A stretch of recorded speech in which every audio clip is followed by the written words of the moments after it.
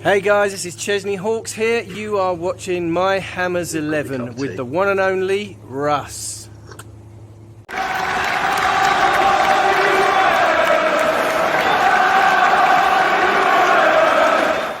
Hi everybody, Russ My Hammers 11. Hope you're all safe and well. Safe and well. If not a bit hot.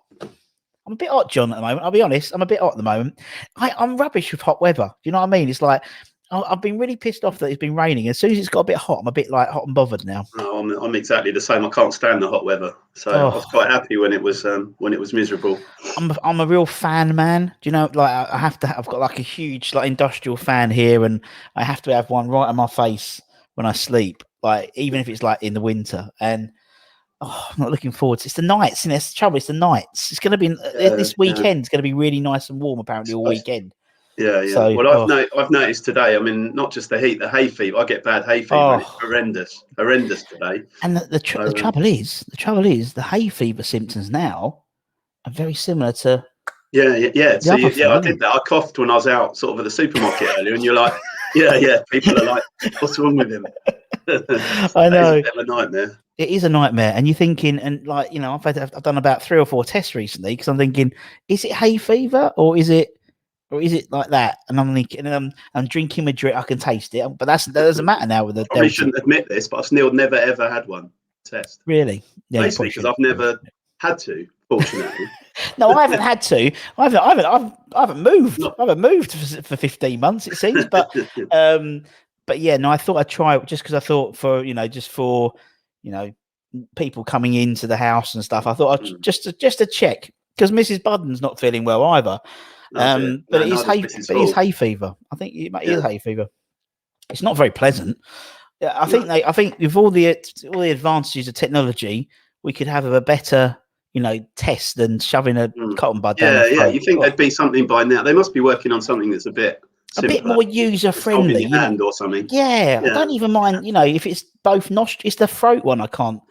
Anyway. Yeah. Well, all my 3 kids have had one. The wife's had one. It's just me. So. Yeah. Yeah, I know. I mean, my wife has to have one before she goes back because she works for the council. So before she goes into the office, so she had one yesterday to make sure. But anyway, yeah. If you're new to the channel, please subscribe and hit the bell icon. That's fake untuck it. Anyway, yeah. Sort of loses the charm after about 3.5 minutes talking about tests.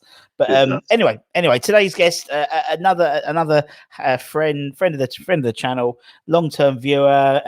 We've been trying to get him on for a while, so we've got John on. How are we doing, John? Apart from being hot, not bad at all, mate. I'm cooling down now a little bit. Dog walks sort of having its after effect. Though it's probably not a great idea having a hot cup of tea here.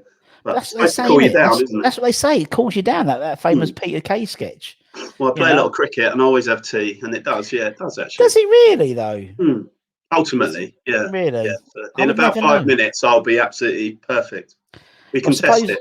Yeah, I suppose it sort of like centralizes your internal because you're hot, and if your inside's hot, then your outside should cool down. Yeah, I'm sure so. It's just one of the many things we talk about on My Hammers 11. I wouldn't know, so I don't drink tea or coffee or hot chocolate. Yeah. I don't drink any hot drinks. Do you not? Never no, my have. wife's the same. She won't. No, I'm a bit obsessed. I have about probably 6 teas a day. Is it? Are you lockdown? Are you a strong tea person? Because we've had builders, a lot of builders in recently, and I mean we can't. I mean Joe doesn't drink coffee. I don't drink. We can't make a cup of coffee for toffee. Honestly, anytime a builder says they want coffee, they don't come back the next day. But are you a builder's tea man, or are you sort of more of a milky? The bag's got to be in for 10 minutes. Yeah. Is it? And sometimes I even keep it in there for the whole cup. There was someone I knew, my stepdad's mate. He would literally have all the tea bags left in the cup, and he'd chew them. He would chew them. Honestly, he was like, That's a bit much. That's a bit much, isn't it? Yeah, it's a bit much. Well, something I've discovered in lockdown. I hate coffee, but I'm obsessed by mocha now, which is coffee but with chocolate. So I'm having about 4 or 5 a week now. So you're having six cups of tea a day. So you're on 42 cups of tea, and then you got to push up to the 50 with the mochas. Yeah. Mrs. Budden, she was never a coffee drinker, but now she is a little bit now, and I'm Fair enough. It's all the sitting around, isn't it? I think it's like what to do, isn't it? It's like you take, some people take up baking, like I did. Some people start a YouTube channel. Other people just start trying coffee, like me or mocha. Yeah, you're on the mockers. You got the chocolate bit. You got the right bit about it, though. Yeah, you got the right bit about it. Yeah. And it's like, and it's now because obviously we've got like 4 or 5 weeks until the season starts now. So now we're like twiddling our thumbs. I don't know what to do with myself now. That's true. Yeah, crazy, isn't it? Yeah. What did you think of last night then? Two friendlies. Yeah. I did it last year as well, didn't they? Do you remember they did it? But they because they couldn't get any fans anyway. They did it was it like 2:00 in the afternoon? I think last time they did it. Yeah, Wickham it was, wasn't it? It was a weird time. Wickham and Ipswich or something like that. And I mean, you can't really read much into them, to be honest, can you? That's what they always say with friendlies. Not really. I watched the interview today with Moyes, and he didn't look particularly happy. I've got to say, it's like I don't know what you said. Part of me was always. I just didn't understand. I never understand why they just do them. I can understand why they do them at the same time. In that, so you're not sort of, you haven't got the youth team and the first team. Everyone's sort of integrating, which is fine. Yeah. Just put one on tonight. Put one on yesterday. And just pick 2 teams. Let's see. I just don't get it. Although it might be like a show of force that we can put out. Our squad is so big, we can put 2 teams out and draw against Orient, and narrowly beat Northampton Town. Smash Northampton 2-1. Thanks for your own goal. Well, I saw us lose at Northampton before, so that was, not that Cobblers. Yeah, no, it's true. Yeah, but and we do a lunchtime show. We're doing a little sweep at the moment. When's our first major signing going to be, and who it is? And so, I think people are thinking next week. Okay, who knows? What do you think on Lingard? Do you think he'll come? I don't know. I do not know, to be honest. For me, 30 million seems a lot of money if that's what they want. I'll be honest. He made such a difference. He made such a difference, and he wasn't quite as good at the end as people said, but he'd done his bit by then almost. Yeah, he'd done his bit, and I think it was just the lack of game time he had going up to that sort of was obvious. It's sort of like he was running on adrenaline. For the first 6 games, I'd say. Then he sort of like dipped off a little bit. And obviously Moyes we trust. We thought, why did he bring a striker in? He got someone who got 9 goals in how many games? A striker wouldn't have. I just love the way he's just full of running all the time. He just keeps the ball. He does what we couldn't do. Everyone else knocks it around sideways. He just pings it. Runs off with it and makes space. Yeah, there's certain players who I really like because they just turn and run, and Lingard will be one of those players. Masuaku as well does that. He runs with the ball. He doesn't do the ticky-tacky passing back. He runs with the ball forward. Well, it gives your defence some breathing space, doesn't it? Which is good, And it just it doesn't put other people under pressure. I always find, and I don't know if it's just West Ham or they always seem to pass to players who are marked, and it's something they've always done. I think, well, just don't pass to him. That's an easy pass, and he's got a man on, or just take a run. But it's like they're trying to be clever or something. I just think, I mean, that's the thing. What really winds me up about normal football now is when they do have the 2 defenders in the goal area and the goalkeeper passes it to them like a yard. It's like, it's like, that really winds me up. I'm just like, lump it. I know that's where you want it to be. You want it to be 1990 and Julian to come flying into one of them, and take them out around the waist. Exactly. They wouldn't do that again. No, they wouldn't do it. I hate that little ticky-tacky between the centre backs and the goalkeeper, because you need to be a certain type of player and have a certain type. And everyone tries to emulate it, but very few have got the ball playing skills of a Ruben Dias and Laporte. For example. Exactly. Well, that's why I quite like the way we played last year. We did a bit of that, but mainly it was.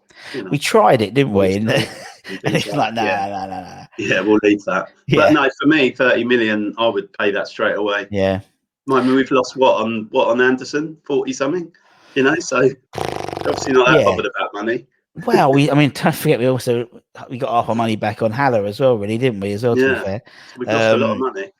We've lost a lot of money. I think we sort of saved a little bit on the Anderson deal, because I think we still owed about 12 million quid, I think, on him. Okay. So I think we're not paying that, and we get if they sell him to Corinthians in about 3 or 4 years' time for $1 million, we get $500,000 back. Get something, yeah. Get something and get off the wage bill as well. And if it means those wages can then be reallocated to Mr. Rice and various others, then that ain't bother me. But I don't know about it. It's weird as well, because obviously with Jesse Lingard, you're paying $30 million to basically maintain the squad we had last year. True. Do you know what I mean? It seems like it's like, because he is on loan and he was such an integral loan signing that you're thinking, yeah, okay, we've spent 30 million and we're exactly where we are before, if not worse off, because we haven't got Anderson in the team then. So it's like, true. Yeah, but I don't know. He seemed to get on so well with Rice. He does, yeah. And that another thing to maybe keep Rice I think Rice will stay for another year. I think especially the Europe thing, that was massive, wasn't it? It's huge. Yeah. But I don't know. We'll see. As you say, maybe next week we'll find out something. We'll see. See. I mean, Areola could be coming in, the goalkeeper. That's what they're talking about at the moment. That'd be good. Bothered about a goalkeeper. Oh yeah, but I think he's a good goal. But I think it's one of those things that for me that shows like we're like forward planning. Do you know what I mean? It tends to be, and I mean, until the Moyes era, until the Mosiah came in, it seemed to be it was almost like a season thing. So we'd sort out our team for that season, and then in the summer we'd probably lose 4, get 3 in, and start that season with a slightly different season. True. Whereas we know that Fabianski's leaving at the end of the season.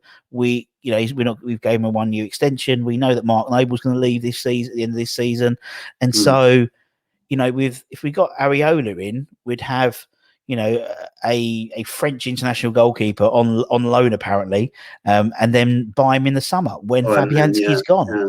And actually, that's really clever, forward planning. So I didn't realise that about Fabianski. Actually, he's just got a year. Yeah, so he signed last year. He signed a 1-year deal, which would see him to the end of this season. And then he did say that he's not going to retire. He's looking for. He wants to carry on playing, maybe in Poland or something. So I mean, Areola.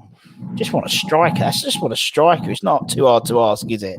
No, but really. Proper striker. I don't want like. They're talking about. I was reading the paper today, like Adama Traore. It's like, well, that's just like a Michael Antonio hole. Antonio, yeah, exactly the same. Great. It would fucking scare the shit out of me if I was a defender. I tell you, put both of them up front and have a whale of a time. But that's true. No, I was saying to my mates the other day, imagine Antonio coming on, in that game the other night with sort of 10 minutes to go of full time of normal time. Exactly. He would have battered them, and he could have done it for us. He could, and he would have taken the penalty. Yeah, exactly. Took that penalty against Man United, and then if you had Mark Noble in the team, you would have taken the penalty, and you've had 3 West Ham players, and you'd have won it. It's not hard. It's not hard, Gareth. Well, exactly. Yeah. Take off the West Ham player, you're going to lose, aren't you? Exactly. And I mean, and I think being a West Ham fan's actually helped, because like after the game on Sunday, my wife, who's just for some reason got really invested in football now. She was we've been married for 10 years in December. She hasn't given a shit about football and West Ham and me. But the last 2 weeks she's been really into football, and she went, "Oh, they're only young lads. Oh, aren't you disappointed, Russ?" I mean, oh, not really. I'm a West Ham fan. I'm sort of used to that. You're sort of ingrained. We're well built for it, aren't we? Yeah. Sadness. I'll tell you sadness. Steven Gerrard, 87th minute, Cardiff. Let me tell you sadness. A grown man cries. It was funny though, because I listened to TalkSport a lot. Sorry. Yeah. But Mourinho was going on about how it's better to lose in a semi-final in a way, because a final hurts so much. But for me that day, that's probably my most memorable West Ham game ever, I'd say. Yeah. I was there, it hurt like hell, but it was amazing. I mean, I didn't watch that game until about 3 years ago. Yeah. I'd never even seen the Gerrard goal. Every time anyone or they started the move, I would turn away. And the only reason I got over it, I actually went to the Liverpool club shop. I went up to watch the the Open 4 years ago up at Lytham. And my mate's a Liverpool fan, and we went in the museum there, and his shirt was there. He worn that day, and they had the bloody goal playing by it. That's the first time I'd properly seen it in all that time. Oh, and it sort of helped me. It helped me exercise it. Yeah, exercise. I mean, even when you talk to the players, I mean, we've had Matty on, we've had We've had Conch on. Matty won't. If you start mentioning it, he doesn't want to hear. No, don't. I still don't want to talk about it. It's like 15 years ago. Do you know what I mean? Oh, it is. It's nuts. I can still see the penalty. I actually took this is how good we are as West Ham fans. I remember zooming in on the scoreboard with my rubbish phone, as it would have been then, and taking a picture of it saying Liverpool 0, West Ham 2. Yeah. Which I've got, because you just someone knew else, someone else. Oh, so I think it might have been Baz or someone like that. But he meant it might have been Baz or someone. It was someone, and he said that when he took a picture, he had like one of those when when you used to make the cardboard FA Cups, and he had one at Cardiff.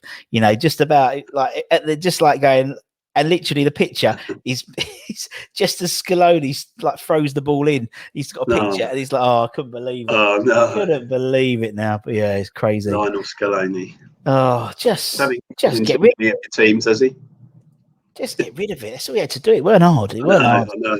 It's crazy. But he did win the Copa America this. So we won that. West Ham won the Copa America as well this year. So as manager of playing, is it? He's manager of Argentina. Yeah. Oh, is he? Well, I'll take that.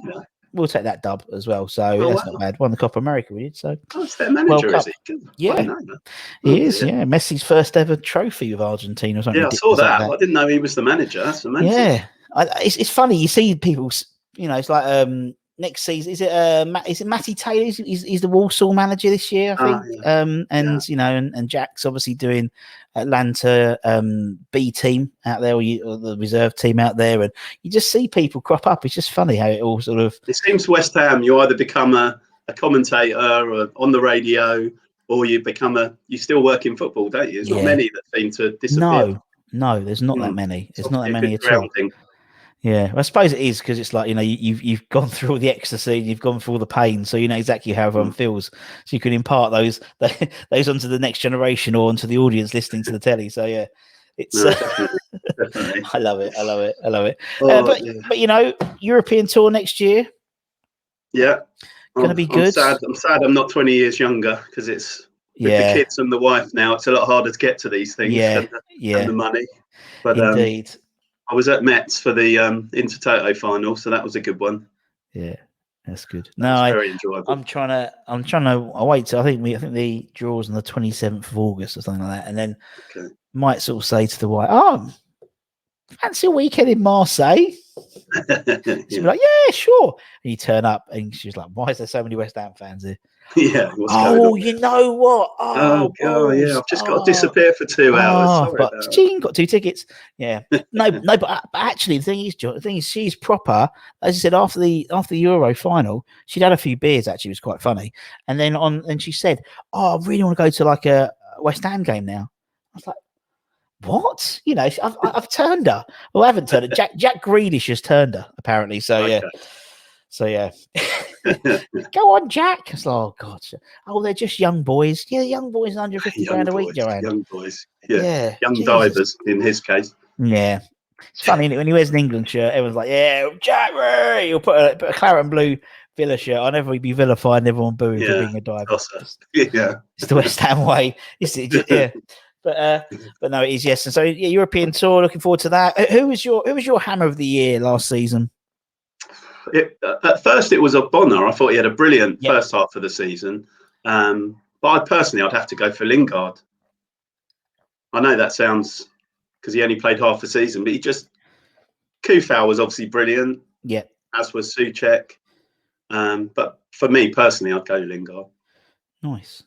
Yeah, he did make it. He just made, and again, another one I was, what was it? Sort of taken aback with. I mean, I remember when it was all coming along that he was going to sign, and I thought, really, we're going to get this guy? We've got a team, a unity, and Moyes. I literally, when me and my mates have always had a thing about Lingard, laughing about him. Why is he in the England team? He's hopeless. Blah blah blah. They were all taking the piss when he was signing. And I was like, oh no, why are we getting him? Yeah. And within 20 minutes of that Villa, his debut, he just knew what a player. He had a couple of shots and he just looked faster than everyone else on the pitch with the ball at his feet, and that's why I want him back. Give it another go. Yeah, I think for me, he just had this sort of, it was the right player at the right time when we needed a bit of a boost. And, we'd lost Noddy as well. Snoddy was a massive team player and squad member, and so he just came in. It just worked, and he had the bounce, he had an enthusiasm about him.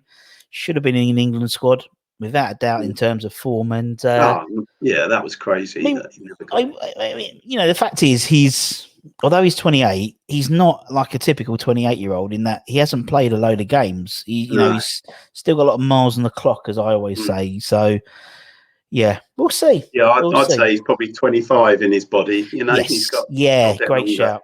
Yeah. And I think we'll see. I mean, it comes to a point. We had Michael Hughes on the other day, and we were saying that he was talking about money in the game and how some people go for the money, some people want to go for. We had Nigel Winterburn on yesterday, and he was talking about Arsenal literally offered him the most money he's ever earned under Arsenal, just as he was literally walking out the door to stay with them, and he refused it because he wanted to play football. He'd get first team football at West Ham. He wouldn't get it. He had Silvino, Ashley Cole. And that's a dilemma Lingard's got, really. Not dilemma, but it just shows you what side of his bread's buttered, really. If he comes to West Ham, he's not coming for the money, because he could earn more money at Man United staying there and then running down his contract, then going for another club and getting a nice little Brucey bonus. So we'll see, man. We'll see. I'm sure Solskjaer's offered him, saying, "Oh, you'll play this game." Of course he has, but he knows it's bollocks because he knows then Sancho comes in the door, isn't it? Whereas at West Ham, he starts every game. Unless he has an absolute mare. He's going to start every week. He'll probably still start anyway, to be honest, mate. Yeah, true. Yeah, he'll play the games he wants to, won't he? Moisey loves him, so there's that sort of love relationship with him as well. So, definitely. We'll see. Anyway, we digress as we always do. 22 minutes into the entry, I think that's the first. Why West Ham, John? Well, my dad, really. So I didn't admit it earlier, but I'm actually Scottish. Not that you'd know. But having lived in England all my life, I do support England. But if Scotland play England, as they did a few weeks ago, Mum and Dad are long gone now, but no choice. I have to support Scotland because he'd be turning his grave if I didn't. And he'd have chucked me out of the house when I was a kid if I'd done it. But they moved down before I was born to Chelmsford. And he knew about West Ham, obviously, because it was the late 60s. But he went to Ipswich to watch a game and then went to West Ham and chose West Ham, thankfully. Because now living in Surrey, it'd be a hell of a trip to Ipswich, as well as the fact that they're not very good. Yeah. So that was why, just followed my dad like you do, really. And pleased to say that my three, they're 11, 8 and 4, and all three are mad West Ham. Yeah. They probably haven't had much of a choice, to be honest, John. Let's be honest. Well, they haven't, but it's amazing how many of my mates' sons don't support the teams they support. I find it crazy. I think you need some words there, mate. Yeah. I think that's ridiculous. Yeah, I think it's ridiculous. I think it supporting West Ham, it's character building, isn't it? So it's like hugely. It's like it just goes to prove that you can't always have what you want. It's not about winning, it's about taking part and everything like that. And I mean, my daughter, she didn't have a chance. I think she was 3 days old and I had a picture of her in the playoff trophy. Good work. So her due day was on the playoff final due day, so luckily she knew obviously, so she didn't come out until a couple of days later. So she was already very clever girl. She was already marked at a very young age, like Harry Potter. So that's and now she's starting to get into it now. I used to take it to the ladies, a couple of games down the ladies when they're at Rush Green, that's literally around the corner. And now she's like, and now because Joe's into it, my wife, she's up. So it's taken a while, but I think we're getting there. And now she knows. Because we have our little father and daughter chats, we're driving her to dancing, whatever. She was talking about football and she was like, "Is it good, Daddy?" I said, "Yeah, it's great." I said, as a kid, you'd love it because it's the only place you're allowed to swear. And she's like, "Oh my God, I'm going. Can I say the W word and the F word?" And I went, very quietly, if Mummy's not there, I'm going. When are we going? When are we going football, Daddy? She's got all these like pent up swear words ready to just go. I'm looking forward to that. But it's lovely, isn't it? And it's like, with your kids and now you go to football. It's just a family, your dad, and you, and there's something special about it. I used to go with my dad. So I started going when I was 7. Yeah. First ever game, we lost to Luton 2-1, 3 penalties in the last 3 minutes. Great stuff. Believe it or not. So that started it off as it was. But the worst thing was my dad used to always leave 5 minutes before the end in those days, in the early 80s. We actually missed all 3 goals. But probably wasn't a bad thing. But so you walked away thinking it was a draw. You know, in those days it was all about the football. Now when I go, in all honesty, sometimes it gets to 5-3. You're in the pub and you think, oh no, I've got to go and watch the game, which is terrible. But it is, and it has been, and actually, there's a lot of parallels, I think, to England, the England team now, and the West Ham team that last season as well. In that, you know, England was always a bit of a chore. I never really enjoyed watching England. I never really connected with the players much, and this team's probably the most friendliest, if that's the right word, team. Easy enough to get along, to support. And you know, now that, you know, I put a really cheesy post up saying, oh, England football has come home because it's reconnected with the fans. You know, such a wanky. I read it afterwards. I thought, you tosser, you know, that's such a really wanky. But you're right, they do, they've got that look about them. They look like a real bond of players, don't they? And we see that, and we want to be part of that, and it's the same with West Ham. You're right, you know, West Ham. You know, I remember when we first went into lockdown, I was interviewing people, and they said, "Oh yeah, West Ham, to be honest, is a bit like a chore. It's a bit like a chore, but you know, and I don't really want to do a chore. But now it's like a chore you want to go back to. You know, people are cackling. They're ready. They can't. They're gaggling. Gaggling to get back. That's better. I couldn't think of the word.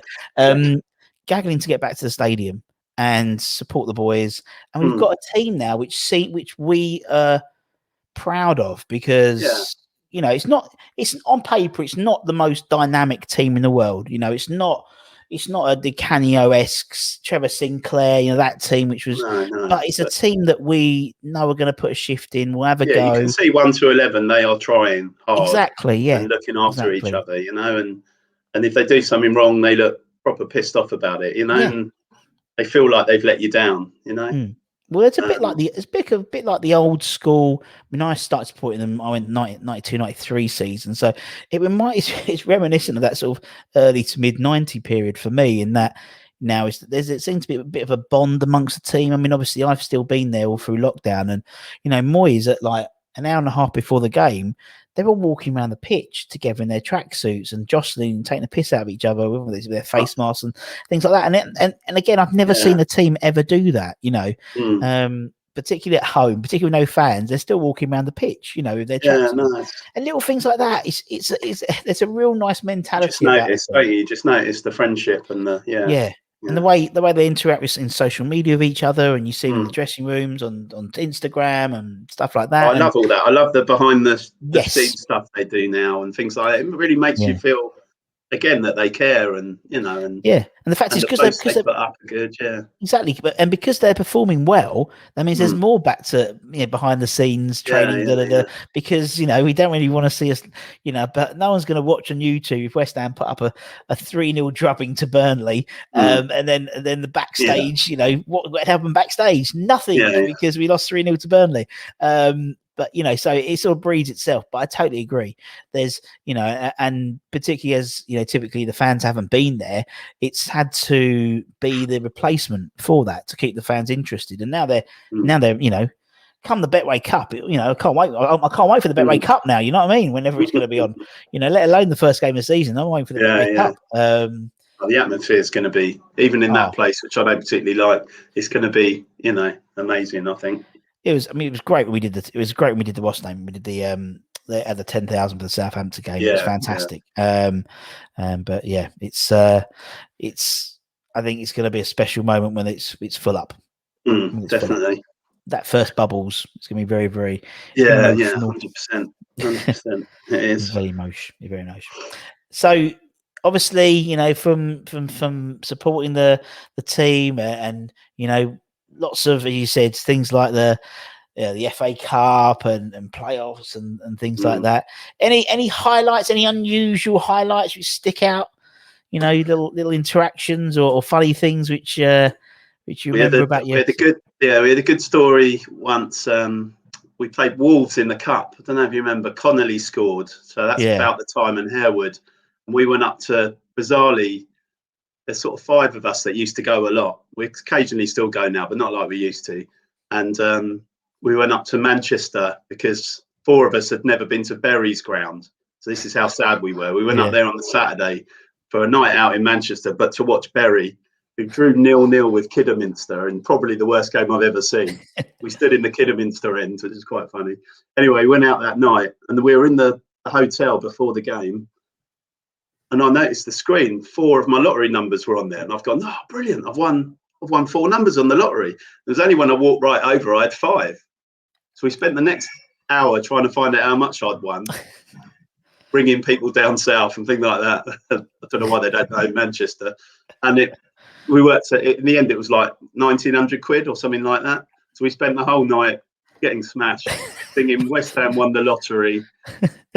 The funniest thing is Tottenham were playing Man United or Man City the next day. So in our hotel, there were loads of Tottenham staying. Brilliant. And the next morning, we had to get up earlier than them. And I won't tell you what I did or what one of us did to one of their scarves on the door. Anyway, we went down, won the game at Wolves. And then I rang BBC Radio 5 Live to tell me about the day before winning the lottery. And I won Caller of the Night and won 2 tickets to another match. Oh, brilliant. So that sticks in the mind, amongst lots of other things. Yeah, that's not a bad one, is it? That's a great one. Bad sort of 36 hours. No. It paid for your night out. It paid for your hotel. It paid for your beers and stuff, and your tickets to up the train or whatever from Wolverhampton. Exactly. Oh, brilliant! Oh, that's great. 10% off my credit card as well, so it was all good. Brilliant. And with 3 kids, it's gone back on, so don't worry about that. Exactly. Yeah, absolutely. We know it. Fucking hell. Yeah, there's lots of stories like that. But anyway, that was a good one that sticks out. That's what it is. That's what it is about, isn't it? It's not about win or lose. It's about the story, and that's what I think that's what I think that has been missing in the last 18 months or 15 months, whatever it is. In that, it's great. You can watch every game on the telly. You probably have a far better view of the game sitting on your sofa than you do if you was at the stadium or you was away at Newcastle in the Gods or whatever. You know what I mean? So, but it's not that. It is about the interaction. It's about going with your mates. It's about going to the pub beforehand, and the stop-go signs. Interaction with other fans. Even other teams' fans. I mean, we went up to Sunderland once, and we couldn't find a pub, and we just walked at the old ground at Roker Park and just walked straight into the supporters club there. In our West Ham tops, and it was like, are we mad? And these guys were like cuddling us, buying us beers. They're safe. Sunderland fans are well safe. They're well safe. You're never sure, but it's things like that. You never forget that. Everton's the same. There's a pub just by the away end there. We went in, and the same thing every year. They're like, oh, brilliant! Thanks for coming in, lads, and all that, and buy you a drink. Because they've usually turned us over about 4-0. They don't give a shit. Yeah, I remember going to Liverpool. We ended up at some pub, and it was someone's house. I literally opened the door, and it was someone's house, and they'd basically put a pub right in the middle of a bar, right in the middle of the lounge. I don't know how. I can't remember much about it, but great. That's but hopefully that's what's going to be back next season with the away trips and stuff. Yeah, it's great, the home trips. Yeah, we're trying to pencil a couple in. That last time I went to Everton was the Payet, you always call the Payet game, the 3-2. When we're 3-0, 2-0 down, and matey missed the penalty, Lukaku. I remember I was just going to the toilet, which I never do in a game, but we were 2-0 down. They got a penalty. I thought, oh, sod this. And just as I went to go down the stairs, I looked. So something in my mind knew, and Lukaku missed. So I went down to the toilet with a bit of, you're like, oh, I doubt it. You never know. Yeah. 20 minutes later, we're 3-2 up. What a night we had there in Liverpool. Yeah, and that's the thing. It's not even win or lose. It's on the booze, isn't it? And so it is like, and I can't wait. Yeah, I'm looking forward to going to Liverpool.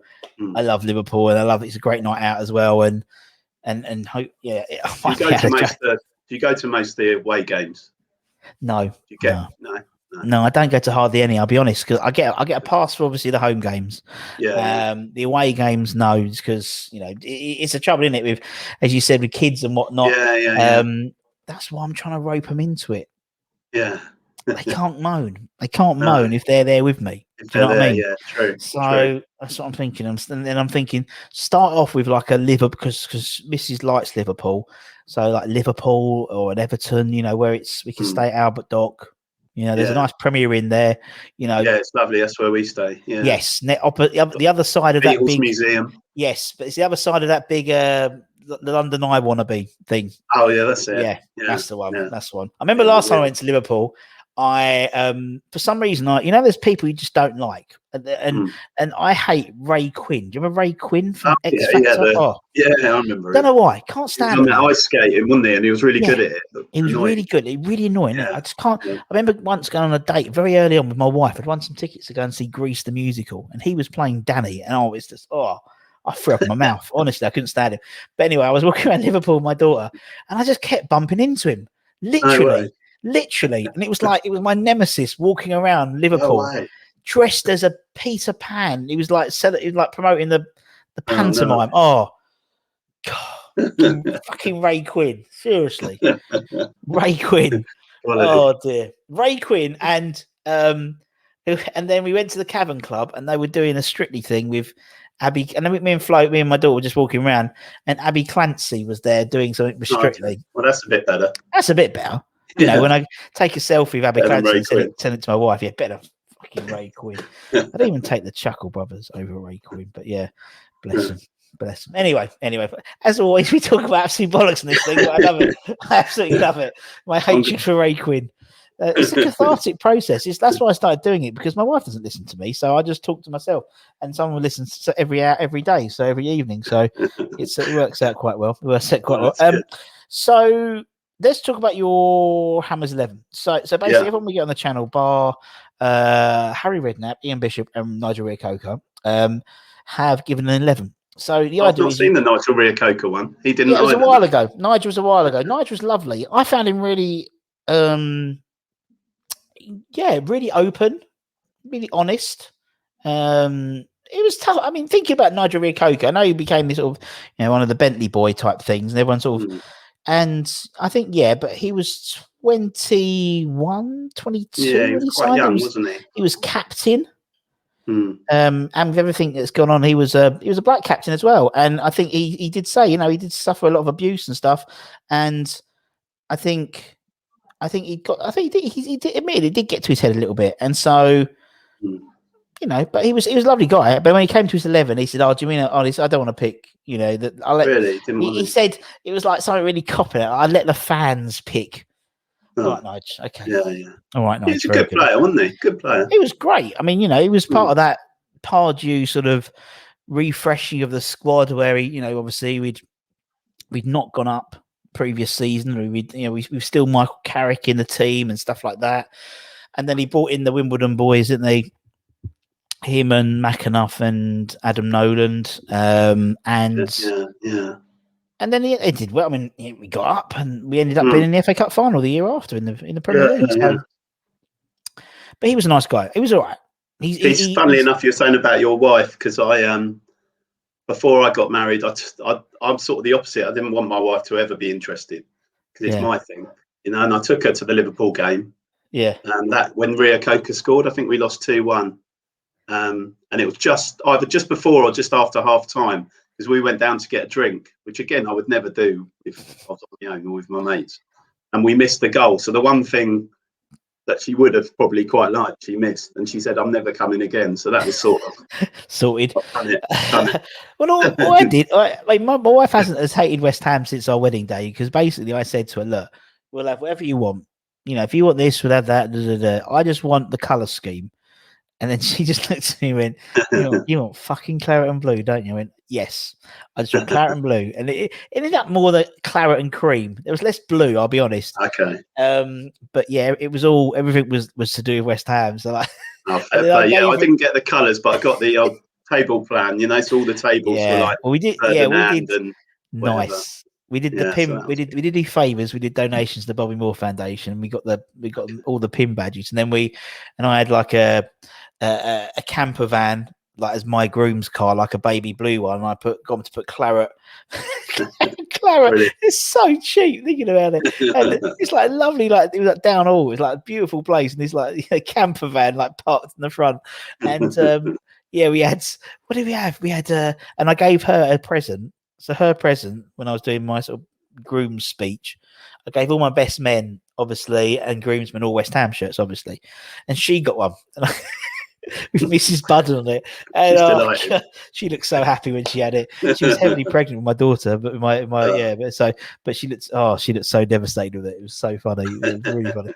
And then obviously we had the Dean Martin version to "I'm Forever Blowing Bubbles" as our sort of walk-on song. Oh, that's good. Apart from that, so she's hated West Ham ever since. But anyway, back to Riocoka. Yes, so none of them have done it. So everyone else has done it. So the idea being is you can pick whoever you want based on whatever criteria, but the only rule is you have to be alive to have seen them play. Otherwise, we'd all put Bobby Moore in, Trevor Brook in. I never saw him play. Never saw Billy Bonds play. Never saw Phil Parkes play. I know what great players they were, but never saw them play. So they weren't in my squad. And that's how we do it. Simple. You know the score. You know the score. We've done almost 400 of them now. So 400. That's mental. That's mental. I think about that. Right. So let's start. That's a lot of hours. It's a lot of talking about West Ham, innit? And we still find new things to talk about. Do you know what I mean?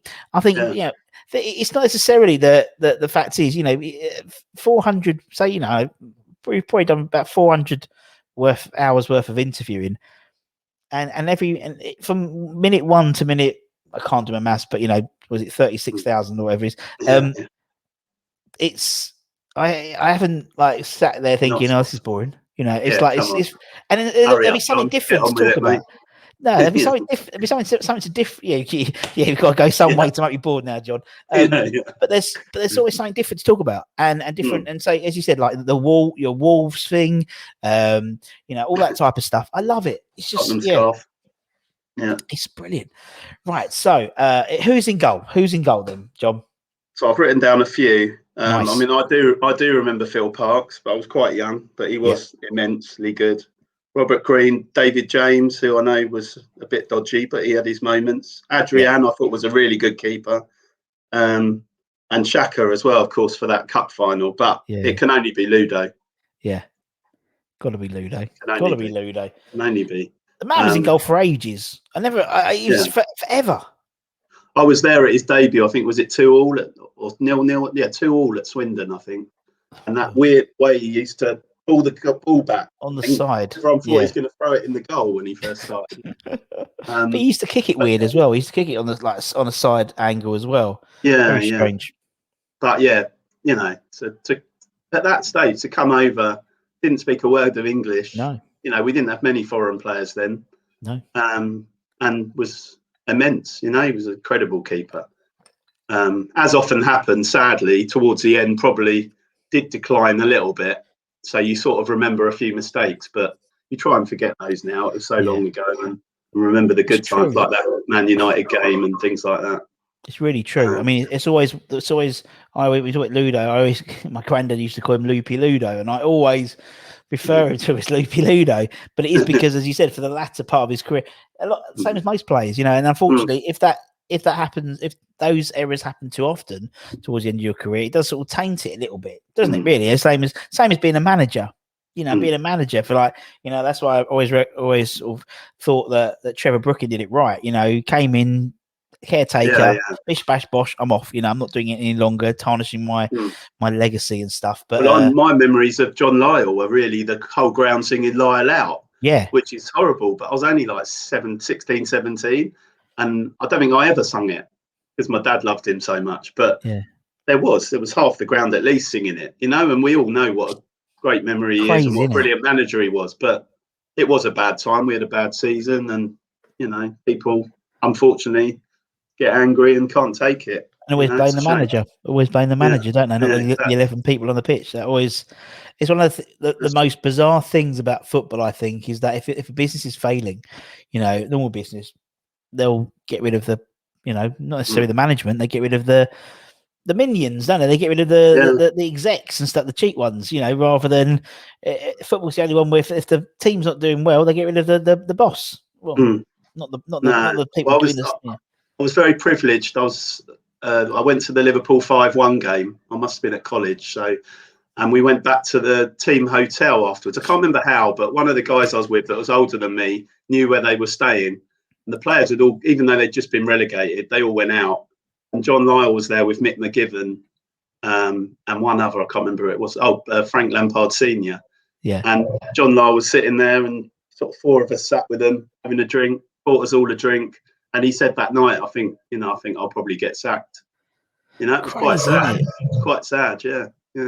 It's really bizarre. It's like we interviewed Julian a while ago, and we was talking about, getting sacked. So he just been sacked from West Brom, and he was like, "Yeah, I'm actually just clearing out my apartment now, my flat." I was like, you forget it's like, it's not just, they're playing on a Saturday. It is their, they've had to relocate to do their job, and it's like, yeah. Anyway, he's gone to. Is it Heybridge? He's not gone with Slaven, has he? No. I remember we asked him that question. We asked him, "Are you off to China?" Yeah, he was like, no. Yeah, he's at I think it's Heybridge. Yeah, Heybridge Swiss, is it? Yeah. So I wonder why he hasn't gone then. He's got a kid, isn't he? He's got a little baby, didn't he? He had a little baby. So, yeah. He had her like during it was the summer. It was the summer the summer before last, wasn't it? So it was the summer when West Brom had gone up. So yeah, he had a little kid in it. So yeah, he couldn't do that. Yeah, he couldn't. Yeah, I guess so. Couldn't do that. But anyway, we'll put Ludo in. Let's go. Who's your first defender? So let's go. Well, as you mentioned him, it's got to be Julian. You can't possibly have any other left back. Everyone else in the world seems to think he's rubbish, apart from West Ham fans, and we know he could have played any position on the pitch. Easily. Everyone thinks he's a yob outside of Upton Park, weren't it? Everyone thought it was a yob, but yeah, he was a fantastic player. I remember he joined Liverpool. Obviously, a lot of my mates support, and I was gutted he'd gone, but I hoped he'd do well, and he didn't really. He did all right, but I think he was unlucky because the manager changed, didn't it? Souness loved him, and then he went. But at least he got the last goal on the Cop, so they'll always have his name. Exactly. He'll always have that sort of piece of history, isn't it? And he said that. He said it himself. He said, he didn't really want to go to Liverpool, and he was quite happy to stay at West Ham for the rest of his life. And apart from the fact that Graham Souness wanted him, and he was one of his idols. I'll tell you another little story. Sorry, I've got too many of these stories. But the day we signed Julian back, me and my mate got wind of it, and we went to Chadwell Heath. And bearing in mind, I live in Surrey, it's a bit of a trek. And I bunked off work and got in there and managed to say hello and things like that. Anyway, the Sky cameras were there, and it would have been early Sky. And I was interviewed, and I was on every bloody hour Sky Sports thing, being interviewed, going, "Yeah, I'm really pleased he's back," and all that. Sensible decision to make. Next day I go into work, my boss is like, "Where were you yesterday? You were sick?" "Yeah." I'm like, yeah, I really didn't feel well." "Well, why were you on Sky Sports?" To be fair, he laughed about it. I was very lucky. Yeah, fair enough. Yeah, you always get caught out, and it's typical. Yeah, absolutely typical. Exactly. Yeah, but what is it? Yeah, I like Julian. Fantastic. Loved him. Loved Julian. Awesome player. Awesome. Yeah, he was. He was a player who could just whip a crowd up from left back. You know what I mean? Like that England game on Sunday. Like the crowd was so dead. Like like they were just nervous, and all it needed was a crunching tackle. If that was if it was Julian, if that was a West Ham game, it would have been someone. And back in the day, it would be Julian knocking someone over the hoardings, or a 30-yard ping of a shot, attempt, and then the crowd would just be up again. Something to get it moving. Yeah, it was. It needed that. It was a bit. It reminded. You said that it was a bit like West Ham. It reminded me a bit of West Ham sometimes. Where we go one up and we're a bit nervous and we try and cling on and we're useless at it. And England basically started doing that, didn't they? They gave the ball away too much, and the rest is history, unfortunately. Yeah, it was almost like they were trying to play a bit like West Ham. Like I think we had England about 38%, 40% possession, and it was almost like that's a bit what we do, really. And it just didn't work out. But just a shame we were so on top.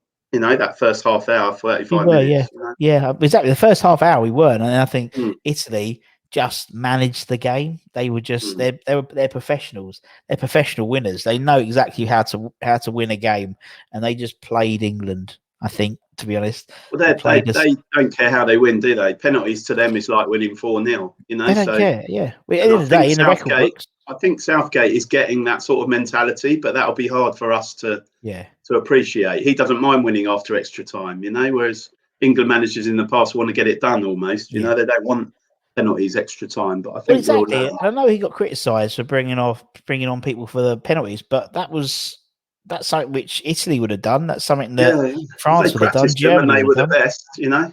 Yeah, so that makes perfect I listened to sense. something on Talk Sport today. It's really interesting, actually. They're talking about it, and you know how you can't do it really, but in cricket, while the openers are out there, your number 4 or 5 batsmen will be having a net. So when they go out, they've just been batting, so they're ready. You know, is there a way those players could have been off practicing penalties for 5 minutes just so their feet were warmed up and they banged a couple in the court?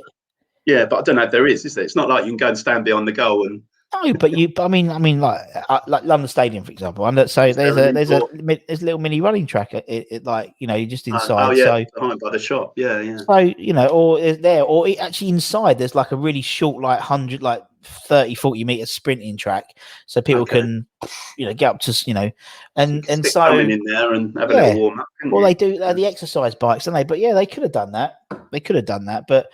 Yeah. Anyway, Julian would have just smashed it. Wouldn't have done any of those. To be fair, Harry Maguire was about as close as you get to Julian, wasn't it? He was the one. He was the one when he came up. I was thinking, why Harry Maguire? And I thought, yeah, fair play. Second it left his boot, you thought that's going miles up, and it flew in, didn't it? So, yeah, fair play, slabhead. Fair play. Right. Okay. Julian Dix is in. Who's next? The right back, my favourite ever West Ham player. Ooh. And he probably was better at centre back, but Potsy, because I have to have Potsy in there. Stevie Potts, my absolute all-time hero. Not even sure why, but I think I was in the chicken run mainly as a kid. So he was always sort of coming down there as a youngster and things like that. He used to get a fair bit of stick as well as a kid. They weren't that impressed with him. I think he'd taken over from Ray Stewart, who was a real sort of hero, but I could see something in him, and obviously when he got to move to the centre, you know, I've always said to my mates, if he'd been 3 or 4 inches taller, he'd probably have gone to a bigger club or played for England or America or whatever. He just was. If you look at people like Ian Wright, I've seen him say, you know, even nowadays, who were some of your most difficult opponents, and he always says Steve Potts, you know. So the colour of he was to say that. He played him off he man marked him the whole game, that Highbury game. Yeah, he did. And we've had lots of ex-players, you know, and when they talk about Potsy, they go, yeah, he was just, you know, he was so quick and he just could read the game so well that you didn't need to be 6 foot. Yeah. To very occasionally put in midfield. He wasn't really good there, but he'd do a job. He'd have a job. Everton game when we won 2-1, the famous Stuart Slater night. He played centre midfield that night. People probably didn't realise. So good, a good lad. I know he's quite a shy, unassuming guy, and I'm still waiting for him to come on air. I want to watch him. Potsy, you me both, mate. You me both. It is because he is such a shy guy, and I think, and again, that's a making of the man. It's like, you know, we did like age ago. We did Steve Potts appreciation night, and one of his mates mentioned it to him, and he was like, "Why?"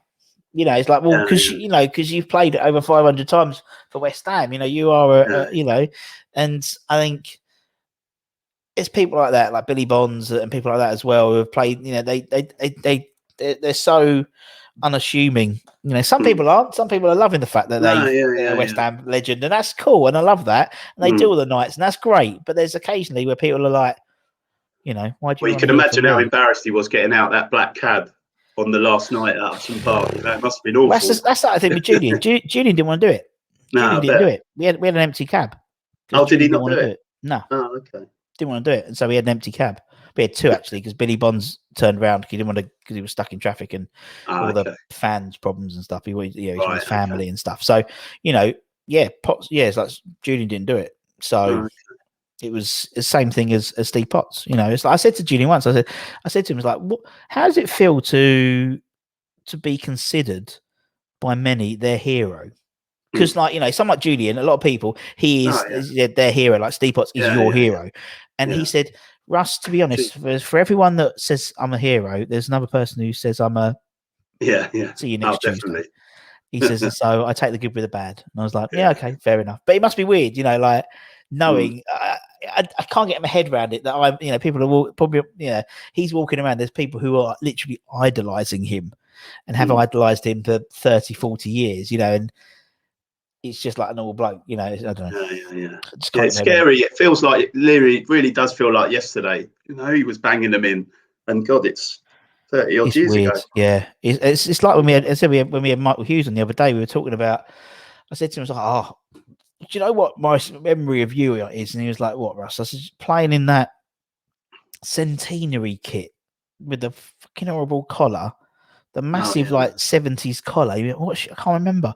I showed him the shirt. I went, oh yeah. And I said, that was. I said, you know, that's almost 26 years ago. That sort of white one with a clarity. No, it was but it was the claret. It was the claret one with the big collar and it had the bubbles on it, and it had like 100. And it was a centennial year. And obviously last year was 125 years. This was 126 years. And I said, that's 26 years ago. He went, fucking hell. Do you know what I mean? Crazy. But it's like now, even stuff like happened, like because of everything that's happened in the last 15 months, my reference of time is so out of whack. You know, it's like it seems like a lifetime ago that Pellegrini was in charge at West Ham, and it wasn't really. It was only a season and a half ago, really. You know, because obviously Moyes took over just before, pretty much a few games in, and then COVID hit, didn't it? And then we shut the season down. You know, so it's just a bizarre thing time now. But anyway, Steve Potts is in.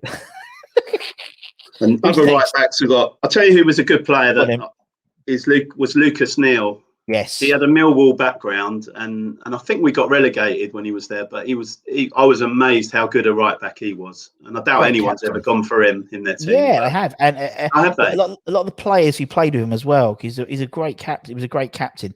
He was a proper captain. You know, he had like Anton Ferdinand, people like that on here, and they talk about and Bobby as well spoke about him glowingly.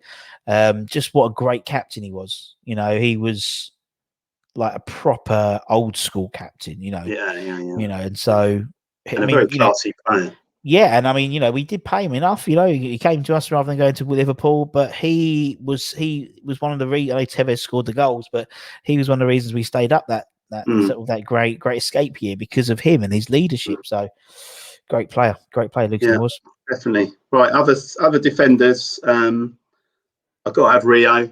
Yeah. For me, the best centre back I've ever seen at West Ham. Yeah. I love Potsy more, but Rio was the best player.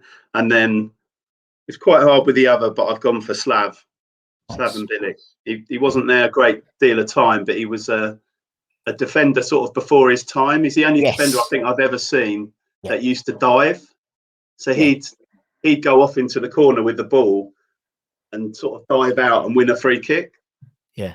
You know, that we could then punt up the pitch or start a move. And he did that regularly.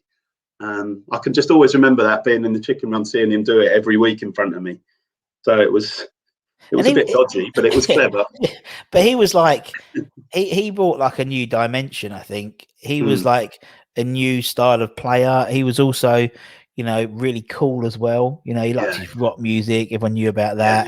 And he was like, you know, he'd come off. He'd just come out the back of, you know, had he played in the World Cup, or was it after the World Cup we signed him? I think he. I can't remember. I think it was after. He's either before or after we signed him. But you know, he was Croatian. He was an international player. You know, and he was just really, really cool. Highly intelligent, apparently. Wasn't he as well? Really he had a degree and it's great. And obviously, it's great that he came back as a manager. It was like perfect. Yeah, I remember him going to Everton, and you know, there's players. It's like if Declan goes, we don't want him to, but we have to be realistic. He will one day. He's better than we are at the moment, you know. And we hope he gives us one more brilliant year, but I'm convinced he'll go in the end of next season. But Slav was the same at the time. Everton were a bigger club, and they were. They were offering him a lot more money. Yeah, you know. So, and in hindsight, it didn't really work out for him, and he knows that. And he sort of came back and said, "Oh, you know." He says, you know, if you ask him about it, he was like, yeah, probably shouldn't have gone. Yeah, I should have stayed. Yeah. But again, you know, football it's a different mentality of footballers now. You know, it's a very short career, and they've got to try and make as much money out of them. You know, fair play to them. Yeah, well, especially in those days, wasn't it? It was probably just when it was starting to. Yeah, the money was just trying to start coming in, weren't it? Yeah. But yeah, great players, and his partnership with Reaper as well. You know, Bilic. He was a good player. He was a great, cracking player. I've got Tony Gale written down as well, Christian Daly and James Collins. We all love Ginge. Tony Gale used to live just up the road from me here in Hersham, so I know him quite well. He's gone back Essex way now. He has. He's a lovely fella. Top man. And I know his son well, so I have to mention him in case he ever watches this. Oh, they do. Oh, they don't worry, they do. They do. Make sure they're in there. Yeah, they do. They do. Yeah, Tone's a top man. Top, lovely man. Very funny. Hilarious man. Love him at the player. And that now, because obviously things are starting to open up again, we're doing more of the players, like boys at 86 and stuff, and same bloody stories, but everyone's like wants to hear something being said again because no one's heard them for 15 months. It's lovely. It's really sweet. Okay, right. That's good. Midfield. Okay, so let's go left. The man we all hate, but definitely one of the best players I've ever seen at West Ham, Payet. Yeah, definitely. I can't not have him in there. No, he made our great man Nobes, who is again one of my biggest heroes ever, but made Nobes twice the player for a couple of seasons there. Oh, yeah. And how Nobes never got in that England team that season was, absolutely ridiculous. Criminal. When you see some of the oiks that have worn the shirt in those days and recently, it's ridiculous. But Payet was just, for anyone that went that season a lot, was just so far above everyone else on that pitch. It was untrue. The free kicks, the passes, the runs, everything. And I remember all my mates going, "Oh, he's going to leave you," and I was like, "No, he won't do that. He's always crossing. He loves he's kissing the badge. He wouldn't do that to us." And then, obviously, a few months later, the story came out. He wasn't happy. So, snake. But again, you get older. When you're younger, you really resent things. But when you're older, I think you start to appreciate what you saw. Oh, you do, and I think also, it's about perspective as well, isn't it? Do you know what I mean? It's like he didn't. If he'd, I think, like being a snake, he's like if he'd gone to Arsenal or Chelsea, then I think there's cause to call him a snake. But he went back to the club that he was at, and it was still, he had problems with his wife had gone home and stuff like that, and with his kids and. We've had that before. We've had it with, with Javier Margas. We had it with him, and he jumped out of a hotel window. Do you know what I mean? So Joey Beecham, we had it with him as well. So it's not like it's an unusual thing to happen. And you hear all these stories, don't you? I mean, you've probably heard them. I'm sure that Payet actually was cheating on his missus, and that's how it all, started, and why she went home, and but who knows. Who knows? But ultimately, we care about the football pitch, and we do. He was bloody good.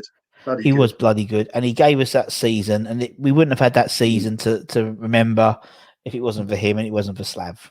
No, in it. And again, Alan Devonshire, phenomenal in the 85, 86. I was only 12, 13, but I went to quite a lot of games and remember him.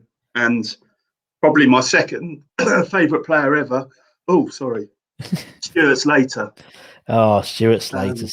He would have been in there if not for Payet. And I was lucky enough to meet Stu a couple of years ago at the club. I went in the that bit where the players go before the game. Yeah. I broke my ankle and a mate of mine got me a ticket in there because he actually broke it playing football.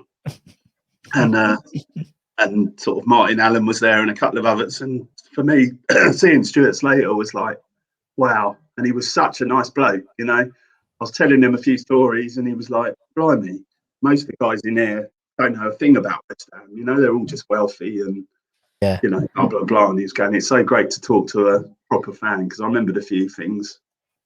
The famous night at Oldham, we lost 6-0. Yeah. It was 1-1 with the keeper and it was 1-0. And it missed by that much, and he remembers it himself. He said, "If that had gone in, you never know. It might have been a totally different match." So Slate's is lovely. But they're all lovely, that generation. Do you know what I mean? I keep saying it before. I said to some people, there's a reason why people go and watch these guys at these events. Because they're just lovely and they're relatable and they all love the club and they all love the supporters. And Slate's, all of them would, if they saw, Christ, me doing this thing now. It's like some of the people, you talk to, and they give you their time, and they're so generous with their time. And to be honest, I didn't know the fuck I was 18, 15 months ago. But they, and Slate's the same. He's a lovely man, really sweet. He's another quite sort of shy guy, isn't he? Really shy. Yeah, really shy, really lovely. And yeah, we had a great chat with me and Stu. He's a lovely man. And again, similar to Bilic, Celtic, he obviously went to Celtic, and he was like, in hindsight, Russ, I probably shouldn't have gone. It really probably buggered my career up. I was breaking in at West Ham. He says, but when your idol comes, Liam Brady was my idol, and he wanted me at Celtic. I'm not going to turn that down. He was another one though that you had all the whole crowd was singing Slater for England. Yeah, and the next season they were, boo, we rubbish Slater, and that's how much we're the most loyal fans in the world, but we can't off turn quickly sometimes. Something like Tony Coy. Yeah, exactly. Yeah, I mean, it's like he when we had it speaking to him, and he was saying, and then I came back for Everton, and I was booed. And he's like, well, I'm a West Ham fan.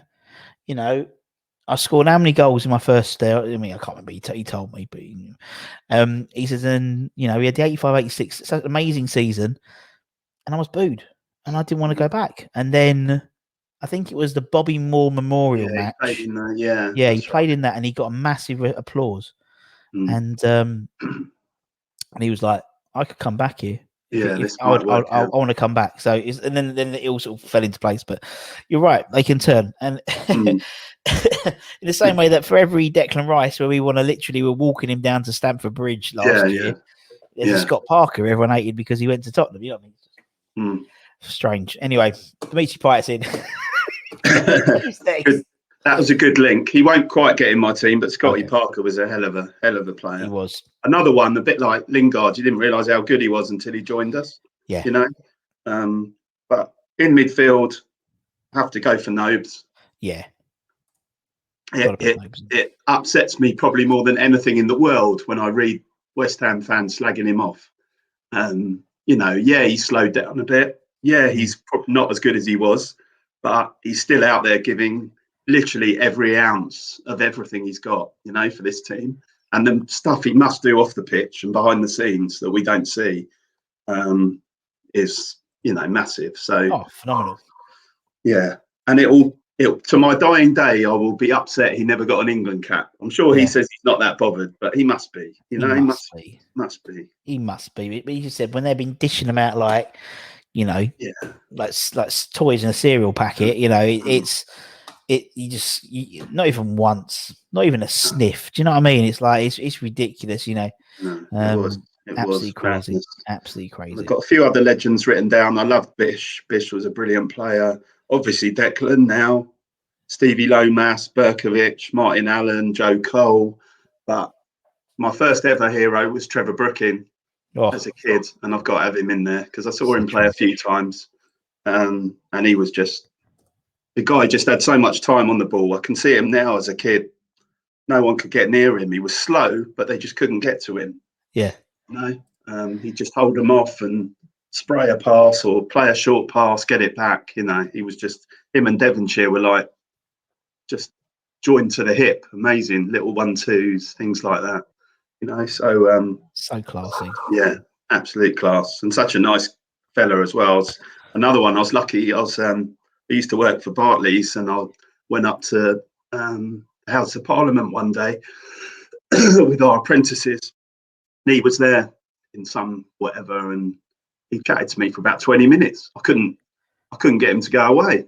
It was so nice, just talking everything, asking everything I knew about West Ham almost. It was when you meet your heroes and they're like that, it's so nice. It's a weird, some people say famously don't never meet your heroes. But I think if your heroes are West Ham players, I've never heard someone ever say a bad word against meeting Julian or Trevor or Billy or Tony or they've all given them their time. They've all spoken to them, and they all have glowing Yeah, they might be in a rush, but they do a quick picture or They'll just always have a quick chat or always whatever. do a picture. Yeah, exactly. Always do a picture. Bless them. That's so that was good. And then on the right, because I know I don't want to keep you all night. That's all right. I've written down Silky Sinclair, as I used to call him. He was a dynamite player. Mark Ward, again, I was quite young, but he was there for a few years, so he was a properly good player. But I've gone for Yossi Benayoun on the right. Nice. Another man, just silky, classy. On his day, you couldn't get near the bloke. Could obviously play in the middle as well if you wanted him to, but no one's going to beat this team. No. Best player on the pitch of that 2006 FA Cup final. Oh, massively. All we got all that night, apart from Liverpool fans saying you were so unlucky, which was nice but very annoying, was Yossi Benayoun. What a player. And surprise, was it the next season he was there? Yep, he was. He was indeed. And he was the first player to score a hat-trick in the Premier League, the Champions League, the FA Cup and the League Cup or something like that. Oh, wow. Obviously not all at West Ham, but no, but yeah. Good knowledge. But yeah, top man. Well, it's one of those stupid pub questions that you remember. Silly pub questions that you remember, but yeah, it's always one in the memory bank for next time it comes up in a pub quiz where we can start going to the pub and going to pub quizzes would be quite nice. But yeah, top man, and he loved the tackle. It was one thing that surprised me with Yoshi. Talking to some of the players, they pick him, and he looked like a strong wind would knock him over. Yeah, exactly. Like a real bag of bones. But he was apparently really strong, and he loved a bit of rough tackling in training. So. Fair play. That's another one like they didn't know about Joe Cole. In his early days at West Ham, you could have played him anywhere, holding midfielder. He was good tackler and things like that. It was Chelsea that sort of shifted him out to the wing, unfortunately, and I think we never saw the best of him because of that. No, we never did. We never did. Okie dokie. Right, so we shall put Yossi in. Up front, Who we have him? Up front is definitely the hardest for me. Despite the amount of bad players we've had a lot of good forwards. The one that has to go in, I'm sure, is probably number one is Di Canio. Yeah. I used to live with my flatmate, and he was at Celtic, and I called him the Magic Man. I didn't really know who he was, but I used to watch him and go, "Oh, it's the Magic Man again." And then he obviously went to Wednesday, and then so when we signed him, it was like dreamland. It was like blimey, but he'd obviously done the push, and you weren't sure what you were getting, but I knew what a skillful player he was. Fantastic. And I was lucky enough to be there for the famous volley. Despite the amount of times I've seen it on the telly now, I can still picture it from the Bobby Moore end. Yeah. Well, I was sitting centenary upper, so I was centenary. You were right behind it. Our tickets are bang in the middle front row. So we were perfect. Me and my granddad and my brother, and I remember it like it was yesterday. It was Freddie Canute's debut, wasn't it? It was. He was amazing. He was unbelievable. He was controlling balls that were above his head with his chest. I remember he was like, "What? Who is this guy?" This is like I remember going, "This is our Henri. This is our Thierry Henry. This is brilliant." And then Di Canio does that, and you go, "Fucking hell, all right, okay." No, and it's nice. It's nice when you can still see a goal. Yes. Because nowadays you see so much on telly, you almost forget where you were in the ground and things like that. But I can literally see it coming over and him doing that way, and everyone up our end. So obviously we're the other end saying, "I'm sure he did. That didn't look normal." It was like, how did he do that? But you weren't sure until you saw it later what he'd actually done on the replay, 100 yards away. But you could tell it was weird because the ball was so high when he kicked it. Such a good player. We interviewed Ian Foyer, and he said about that. He takes full credit for that goal because on the Friday, Paolo made him. Paolo basically, which again makes this whole goal. And again, I don't think this story's been told as much, which surprises me. But it wasn't like off the cuff doing it. The story was that in training on the Friday, he'd half done it. He'd half done it, and he thought, I could score a goal doing this. I don't think he was. So basically, after training, he got one of the youth team players and Ian to stay in goal, and one of the youth team players literally for I think a couple of hours pinging these balls across so he could do it. And it was until he did it like twice or three times in a row that he called it quits. And apparently, apparently when he scores, he then runs down because he does the finger, I can't do no more. And then he runs down the touchline, and apparently then he points at Ian and says, "That's for you," and gives him a cuddle. But you don't see that on Sky. Right. So I've got to take Ian's word for it. But interesting story. It was an amazing story. I just thought, and because clearly the way it was set up, the way Sinclair pinged it, it was a set move. It's a move they've been trying to do, and having the audacity to do it in a game as well, it just like heightens that whole goal, in my opinion, even more so. You can believe that though, can't you, with him? Oh yeah, he's such a perfectionist. And he got in his head that he wanted to score a goal like that. Surprised he didn't do it again then. I don't remember it doing it again. No, I don't think. I suppose he did it, and he knew he wasn't going to get such a sweet connection, and then fell over or something. We never laughed at. Yeah, exactly. Yeah, true. But absolute entertainer. And Magic Ian Man Stewart makes me laugh because we played Peterborough away and they called him Tony Fever. I always remember that. I don't know why. They announced his name as Tony Fever. Tony Fever. That sounds like a really bad wedding DJ. Yeah. Tony Fever. Tony Fever, yeah. Right, and finally, this is the hardest, having to leave out Tevez, but he wasn't there long enough. Yeah. Morley, because he was a hero of mine. Cotty and McAvenny. Oh. Because the best other striker I've seen for me was Dean Ashton. Dino, yeah. Yeah. Great in the air, was absolutely coming into his complete prime. And sadly, England cocked it all up for us. I think that's why I don't like England anymore. I didn't like him till recently. I think that's honestly why. I never used to watch any of the England games. Or if Deck was playing, I'd go on the BBC Sport website afterwards, right, and just check he's if he was subbed, he wasn't injured. You know what I mean? That's probably why. It's really weird. I know it's like such an innocuous thing, but you want your players to do well. You want your players to play for England, and I suppose it could have been easy enough. It could have been bloody, Craig Bellamy tackling him at Chadwell, but it was, and even now I can't watch anything with Sean Wright Phillips. Really? I despise the man. I absolutely despise the man. It's so childish, but I just can't stand him. But because he had everything, Dino, he would have been. He did. I mean, Cotty and McAvenny were awesome players. Yes. But I could never choose between the two. I've never been able to, and I still can't. I mean, I'm Scottish, so I love McAvenny for that. Cool. But then TC, my sister worshipped him, fancied him, the whole lot, and she used to take me to a lot of the games when I was younger. So I had to like him and his chunky legs, apparently. But yeah, just overall, Dino for me. And he's another one, he talks well in the press now. He's very good. Yeah. The old stuff. And he's still got a love for West Ham, you can tell, like Sinclair has as well.